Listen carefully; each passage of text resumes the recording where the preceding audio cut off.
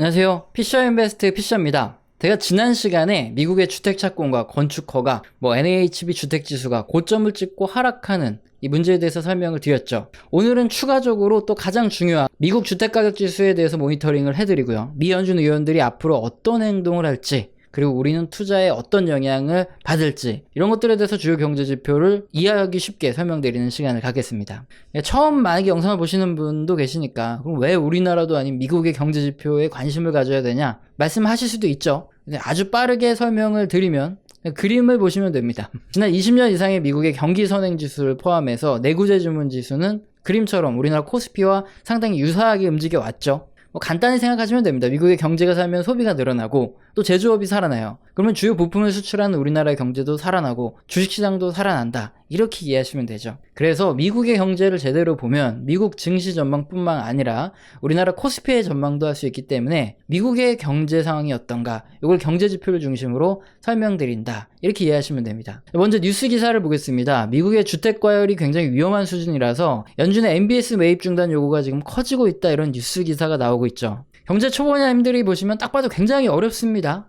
그런데 저랑 같이 보시면 바로 이해가 되세요. 뉴스 기사와 같은 문제가 생긴 이유가 뭐냐? 로젠그렌이라는 연방은행 총재가 있는데 이 사람의 말 때문입니다. 대체 이 인간이 누구길래 이런 한마디에 뉴스까지 뜨고 이게 난리가 나냐면, 기준금리를 결정하는 미 연준의 FOMC 다 아시죠? 공개시장위원회, 여기서 미국의 기준금리를 결정하는데 여기 위원입니다. 그리고 보스턴 연방준비은행의 총장이기도 하죠. 그렇기 때문에 그게 중요합니다. 그럼 이 양반이 대체 무슨 말을 했냐? 제가 요약을 해드리면, 현재 미국의 주택버블이 와 있는 상황이고요. 물론 반드시 온다 이건 아니지만 붕괴가 올 수도 있다, 그런 상황이라서 주택시장의 과열을 막기 위해서 미연준이 지금부터 모기지담보증권, 요걸 MBS라고 하는데 요거의 매입을 중단시켜서 주택시장의 과열을 막아야 된다, 이렇게 말을 했다 이겁니다. 금리를 결정하는 연준 위원 중 한 명이 테이퍼링이죠. 곧바로 시작해서 미국 부동산 가격 요거 때려잡아야 된다, 이렇게 말했다는 거죠. 이런 위원들이 많아지면 그러면 정말 미연준의 테이퍼링도 빨라지고요,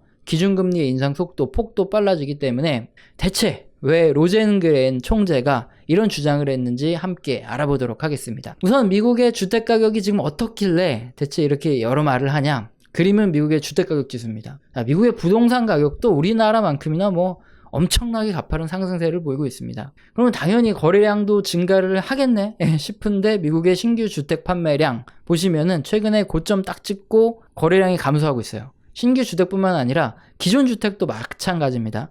지금 최근에 고점을 찍었고요. 그 다음에 하락하는 흐름이 나타나고 있어요. 가격은 오르는데 거래량은 점점 줄어든다. 뭔가 좀 우리나라랑 비슷하고 이유가 대충 생각나지 않으세요? 그럼 원인을 하나하나 제거하면서 찾아보면 되죠. 먼저 부동산 거래가 주춤해지는 첫 번째 원인은 대출금리겠죠. 대체적으로 대출금리가 하락을 할수록 대출이 수월하니까 주택 거래량은 더 늘어납니다. 그리고 대출금리가 인상되는 초반에는 주택 거래량이 늘어나요. 왜냐? 대출금리가 오르기 전에, 주택 가격이 또 오르기 전에 더 빨리 구매를 해야지 하는 수요가 갑자기 또 증가를 하기 때문이고요. 그러다가 대출금리가 일정 수준으로 좀 높아지면 그때부터 이자도 세고 주택 가격도 만만치 않다, 여기서 더 오를 수 있을까 하는 의문이 들면서 대출받기 겁나지죠. 그러면 이제 서서히 거래량이 감소하는 게 일반적인 패턴입니다. 근데 그림 보시면 최근의 흐름은 대출금리와 연동되는 10년물 국채금리를 보시면 최근에 하락을 하고 있습니다. 그러면은 신규 주택 판매, 그러니까 신규 주택 거래가 굉장히 늘어날 수 있는 환경임에도 불구하고 거래량도 같이 감소를 하고 있다는 거죠. 이 말은 지금 최소한 단기적으로라도 대출 부분은 지금의 미국의 주택 판매량과 큰 영향이 없다, 이걸 확인할 수 있는 거고요. 그럼 원인은 두 번째, 이거밖에 없죠. 가격입니다. 주택가격이 너무 높아지면은 매수자들이 줄어들 수밖에 없다, 이거죠. 그러면 우리의 상식 그대로 적용이 됩니다. 일단 부동산 가격이 오르면 매도자의 입장에서는 좀 기다리면 좀 더 높은 가격에 팔 수도 있지 않을까? 이런 생각을 하니까 매물을 좀 걷어들이는 사람이 나와요. 반면 가격이 부담되기 시작하면 당연히 매수자도 줄어들죠. 그래서 거래량은 감소합니다. 근데 주택은 항상 실수요자가 있어요.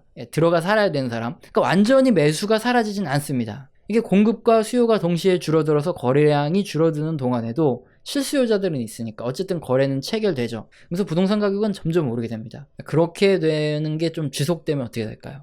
거래량이 아주 크게 감소해요. 그러면서 이제는 어느 정도 주택가격이 많이 올라서 주택가격이 그 다음엔 하락해도 더 이상 받쳐줄 사람이 없는, 즉 외부적인 충격이 딱 가해졌을 때 가격이 크게 하락할 수밖에 없는 그런 국면에 진입을 합니다. 그러면 지금 뭐 당장은 아니겠지만 앞으로 미국 부동산 시장에서 외부적인 충격은 뭘까요? 당연히 미연준의 금리 인상이죠. 로젠 그랜이 왜 그런 경고를 했는지 이해가 바로 됩니다. 만약에 지금처럼 미국 부동산 가격 상승이 지속되는 상황에서 미연준은 최근에 6월 FOMC도 있었고 그 이후 인터뷰도 있었지만 상황을 봐가겠죠. 그러면서 뭐 진짜 빠르면 내년에도 할 수 있고 또는 3년 내에 본격적인 금리 인상에 들어갈 가능성이 굉장히 높습니다. 이럴 때 미리 MBS 매입을 중단하고 대출 금리를 어느 정도 좀 잡아서 인상시켜서 미국의 부동산의 급등을 좀 진정시키거나 하락시켜 놓지 않으면 주택 가격이 계속 앞으로 올라갈 수밖에 없는 이런 상황이 되죠. 그러면 뭐 1에서 3년 내에 미연준이 기준금리를 인상했을 때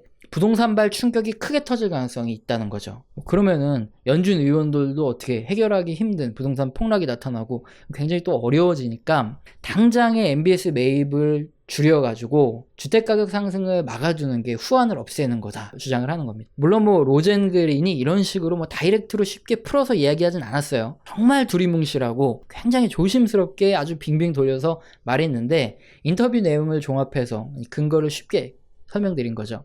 그럼 이렇게 미국의 주택저당담보증권 MBS 매입을 중단해야 된다. 그래서 주택가격을 잡아야 된다. 이렇게 의견을 표하는 사람은 제임스 블라드 세인트루이스 연은 총재도 그렇게 말하고 있고 카플란 댈러스 연은 총재도 똑같이 주장을 하고 있습니다.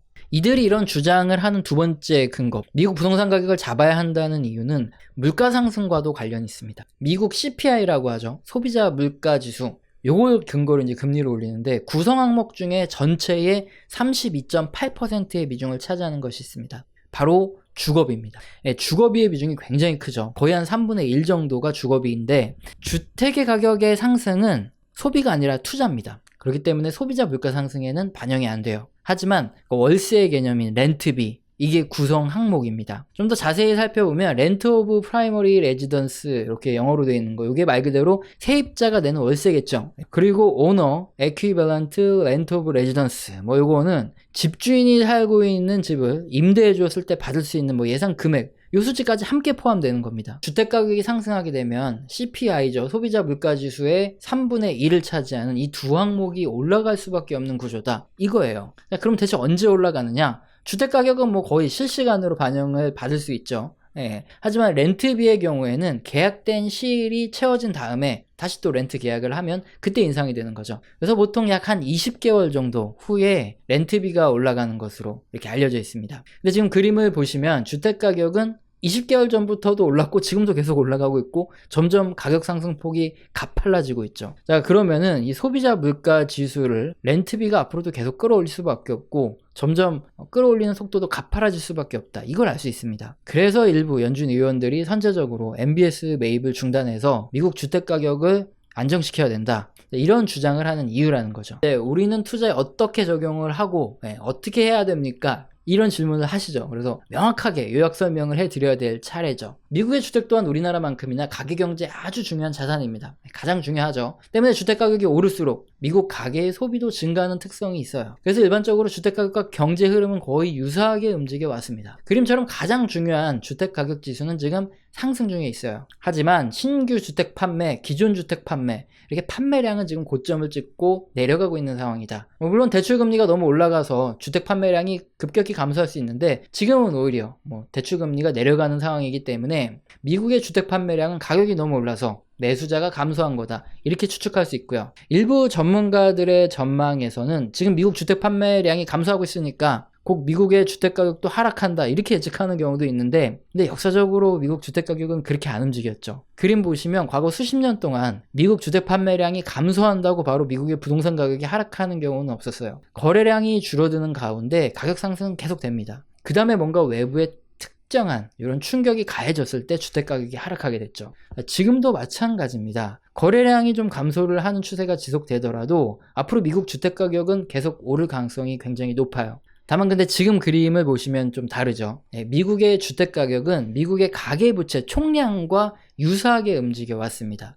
GDP 대비 가계부채가 아니라 GDP 총량을 말하는 거예요. 그래서 그림처럼 푸른색의 미국의 가계부채 총량이 이렇게 감소하는 이 시점부터 미국의 주택가격도 고점을 찍고 하락할 가능성이 높으니까 미국의 가계부채 총량이 꺾여 내려가는지 요거를 더 중점적으로 보셔야 됩니다. 근데 말씀드린 대로 주택가격은 계속 상승할 가능성이 높다 그랬죠. 그러면은 미연준은 어떻게 하겠습니까? 주택가격이 계속 올라가니까 MBS 매입을 좀 빠르게 하겠죠. 즉 테이퍼링 속도를 좀 앞당길 수 있는 이런 요인이라는 거고요. 그리고 미국의 주택가격이 계속 올라가면 여기 후행하는 렌트비 이게 상승하면서 소비자 물가 상승률도 상승할 가능성이 굉장히 높아집니다. 그래서 지금 미국의 주택가격 지수, 주택가격이 얼마나 올라가냐 이게 굉장히 중요한 지표고 이게 계속 앞으로도 빨라진다면 연준이 테이퍼링도 빨리 하고 금리 인상도 좀 서두를 수밖에 없는 요인이 됩니다.